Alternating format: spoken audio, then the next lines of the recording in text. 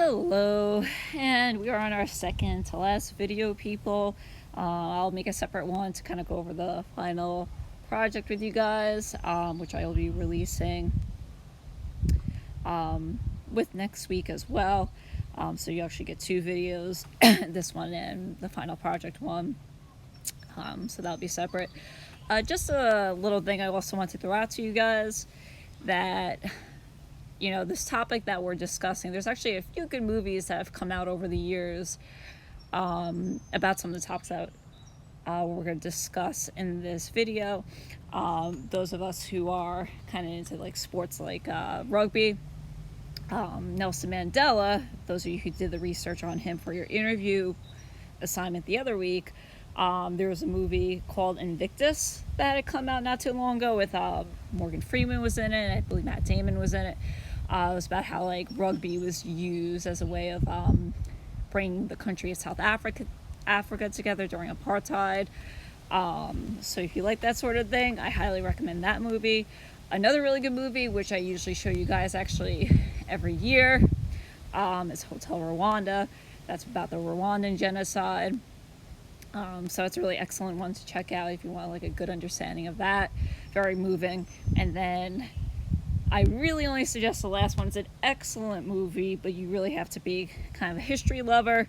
And that's the movie literally called Gandhi, after the person, Mohandas Gandhi, that helped to get independence for India. Another really good movie. So, a little recap before we could get into this next topic. So we're going to talk about how Africa and India were decolonized.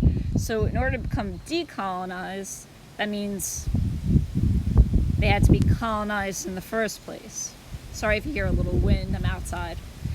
So they had to be colonized in the first place, right? So we're talking about all the way back earlier in the year, we did the Age of Imperialism and European countries taking over Africa and India. So with Africa, the Berlin Conference, and India mainly, right, the British, we know, came to control India, both places for their resources, for their cheap labor. And in these places, the native peoples, the Africans and Indians, we know were oppressed, right? Meaning they were taken advantage of, they were exploited, right? They were used for cheap labor. Their culture was seen as inferior and replaced with European culture and European education. So this is some of the reasons why these places eventually became independent, because people didn't like being taken advantage of anymore. Plus the fact that they had fought for the Europeans in both world wars, World War I and World War II. Oops. Uh-oh. Where'd it go?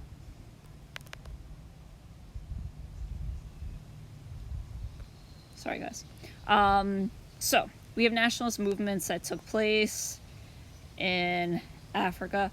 This movement is called the Pan-Africanism movement, led by the African National Congress. So this organization was created to protest unfair laws such as apartheid, which we'll talk about in the next slides.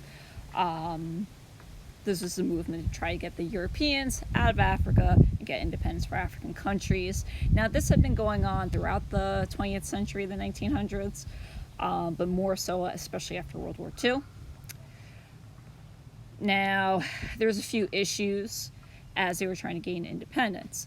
When these African countries got independence, they get freedom, but what happened was during the Cold War era, America and the Soviet Union was giving money to countries, and these countries who didn't really understand what like democracy was like ended up becoming dictatorships. So you had like these dictators that took control of these African countries who are African, but they kept all the money for themselves and they didn't really give it to their people. So it was very, very, very corrupt. As a result, left many people stuck in poverty, even though the Europeans no longer controlled their countries. And it gets back to those ethnic conflicts, which I'm going to bring up when we talk about Rwanda. So if you look at this map, and this goes to some of the questions I'm going to ask you as well, what decades did places in Africa get independence? Well, if you look at the map, most countries got independence during the 1960s, right? That's a very popular decade up there.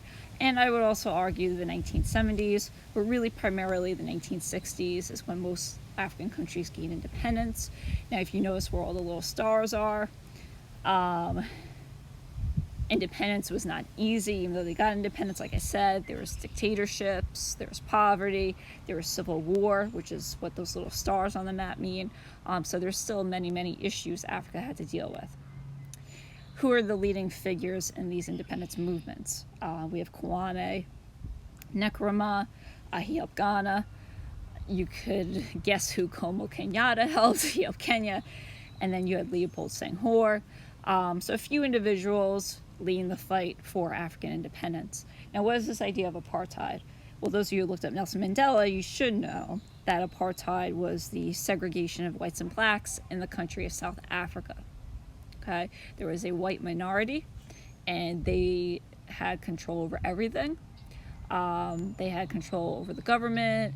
They had the best land, and there's a lot of laws that were racially discriminatory against the majority black population in that country. Things like, for example, pass laws. You know, if you want to move anywhere within that country, you had to show your ID. And if you didn't show your pass or your ID, you were locked up indefinitely. And there was a lot of rules that were very unfair. You couldn't have mixed families. People couldn't work, blacks couldn't like work in the city areas, or you couldn't live in a city area for over like a 72-hour period. There's a lot of laws that are very, very discriminatory against blacks in South Africa that kept them down, and that's why people like Nelson Mandela and that other gentleman, the other two gentlemen you see there, Desmond Tutu and F.W. de Klerk, helped to end apartheid in the country of South Africa. Now, one similarity we're going to see, this is one of the other questions I'm assigning you, is the Sharpeville Massacre. And there's another massacre, but this one happened in India, called the Amritsar Massacre. And they were both started out as peaceful protests, but they became violent as a result of, you know, just heated tensions that had been going on. Right, so this is like an image of people running away from the violence. If you look in between the two figures in the forefront, in the back, looks like there's two people maybe standing on a car or something with like guns in their hands. So that's the protests that became violent. Now, when we talk about how ethnic conflicts destroyed countries, Rwanda is a prime example. So when the Europeans left, they gave power over to the Hutu majority. Hutu was a group of people in Rwanda. And there was another ethnic group that lived in Rwanda called the Tutsis. They were the minority. Now, when the Europeans were there, the Tutsis were treated very, very well. But then the Europeans left, they gave power to the Hutus, and the Hutus did not like how the Tutsis had been treated with all these special privileges for many, many, many years. So as a result, the Hutus killed Tutsis. And this time we're talking about with like machetes. We'd literally just be hacking up bodies with machetes. It was absolutely horrifying. They leave the dead bodies in the middle of the road. That's why I really strongly suggest, got some free time in your hands on a rainy day, Hotel Rwanda, great movie to watch. Really shows this well. But it's a genocide. So as a result, people who were seen as guilty for the genocide were put on trial, right? Because ever since the UN was created, they have the power to do that, right? That's a human rights abuse. Burundi basically is a neighboring country. So because there's Hutu and Tutsi people living in Burundi, the fighting also spilled over into that country because it was bordering it. So if you look at the stats, about 800,000 Tutsis were killed. So it's close to 1 million people were killed during this genocide. Excuse me. And the genocide only lasted, by the way, like 3 months. Right, so talk about like over, 90 days, 100 days. That's how deadly this genocide was, right? Now, another place that we're going to talk about that was affected by conflict was the Sudan, and Sudan still has many issues today. including the area of Darfur. So Sudan has been plagued by many things, that being famine, right? Basically because due to a lack of rain, so the crops aren't growing.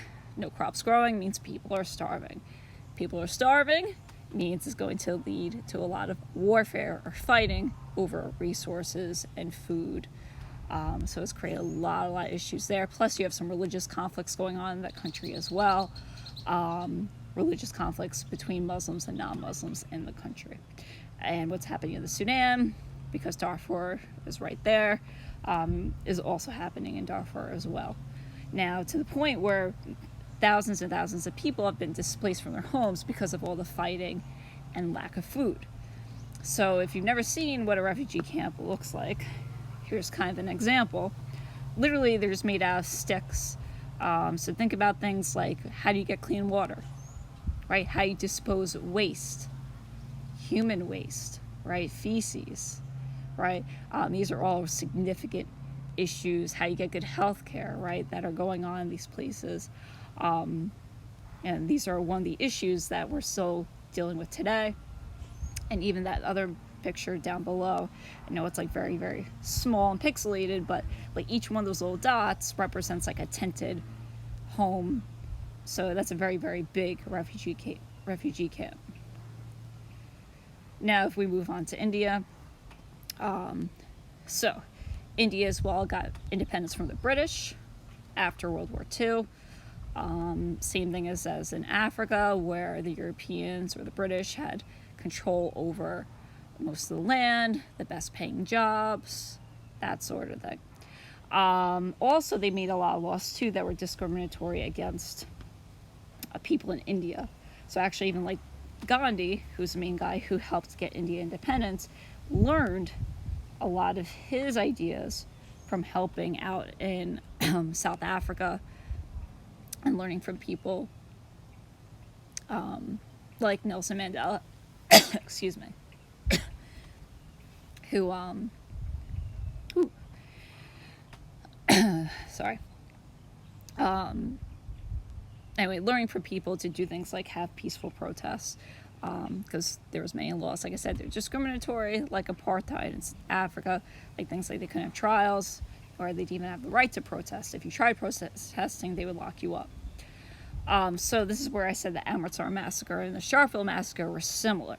Okay, these are both peaceful protests that became violent, and as a result was a turning point or a push for these places to end these laws and gain independence. So what we call this idea of peaceful protests is civil disobedience. And people like Gandhi would go on to inspire people like Martin Luther King Jr.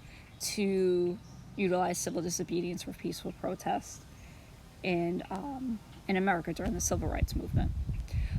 Some examples of peaceful protests that Gandhi did: he encouraged people not to pay taxes. He also sometimes had days where just the Indians wouldn't go into work and claim it as a religious holiday. Sometimes they would fast, or he wouldn't eat for several days as a way of peaceful protest. And the biggest one that's really important is his salt march, where he boycotted the purchase of British salt because that was the only way you could get salt in India.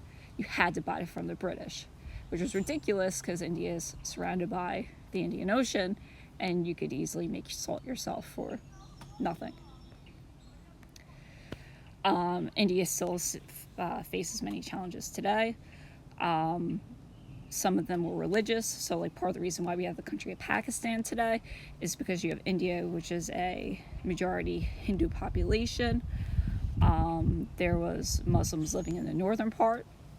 So what they decided to do is partition or divide India.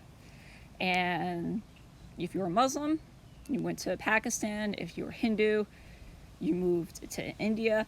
But as they were transitioning between countries, it did lead to some unrest and some fighting. Okay, so if you look at the map here, right, we see India, we see West Pakistan, which we know as Pakistan today. East Pakistan is no longer called East Pakistan, but now that country is Bangladesh, and even Burma today also has had its name rechanged to Myanmar. If you didn't know, fun fact, India is also the world's largest democracy. During the Cold War, they didn't take any sides, so just other important things to note. And India still deals with many issues today, the biggest being poverty and overpopulation. If you look at some of the slums in India's cities, again, how do you get things like clean water and electricity, people, basic necessities basically for survival, right? And I think I showed some classes this at one point in the year, how built up India is, to the point where their trains, people are like crowded on these trains because of overpopulation, and people just trying to, get to work, right? That's the reason why they're doing it. And you can see some of the slums down in the picture there. So that's our video today, guys. Best of luck with the work, and I'll get more detailed when we go into the final project video. Be well.